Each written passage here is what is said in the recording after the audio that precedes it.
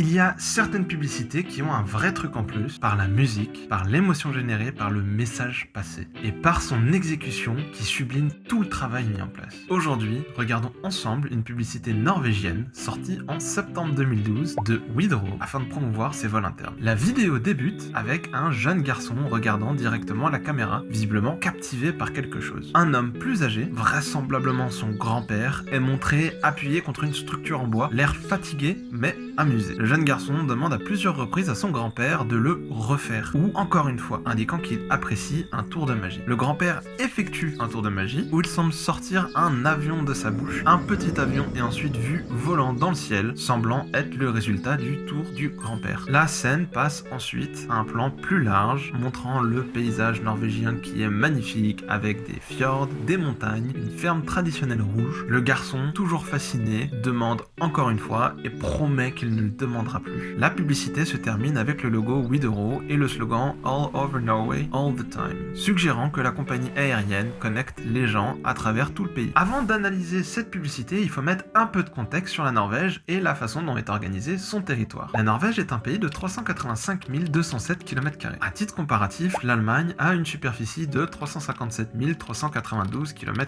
Mais surtout, ce qui marque la Norvège, c'est la répartition des habitants dans le pays. 86% de sa population habite autour de sa capitale, Oslo. Mais c'est un pays qui est très étendu en longueur. En effet, la distance entre les points les plus éloignés, celui le plus au sud et celui le plus au nord, est de 2500 km si l'on compte les archipels et 1750 km si l'on ne compte que le territoire continental. Pour vous donner un ordre d'idée, 2500 km c'est la distance entre Dunkerque et Agadir au Maroc. Et 1750 km c'est la distance entre Dunkerque et Marbella. On est donc sur un pays très vaste, contenant de nombreux archipels et étant majoritairement peuplé au sud. On compte 320 249 îles et îlots. On est donc sur un pays où il existe énormément de vols internes. La Norvège étant l'un des pays d'Europe avec le plus grand nombre de vols par habitant. Et plusieurs compagnies aériennes effectuent ces vols internes avec comme aéroports principaux Oslo, Bergen, Stavanger, Tromsø, Trondheim, Ålesund, Haugesund et Sandefjord. Veuillez m'excuser pour la prononciation si ceux-ci sont mal prononcés. La Norvège possède 98 aéroports certifiés ou contenant un code OACI,